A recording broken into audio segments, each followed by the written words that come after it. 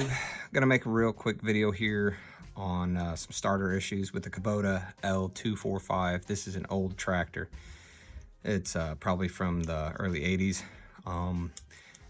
It wasn't turning over when I was trying to start it. Everything was checking out. It ended up being the starter and solenoid were bad. Put those things on it. Got a new one from an electric shop.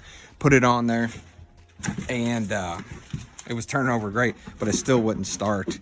So what I ended up doing was coming around here to the bleeder screw right there. I bled that while turning it over. Air got out of the lines and it cranked right up. So make sure you do that when you're trying to start your Kubota after air gets in the lines.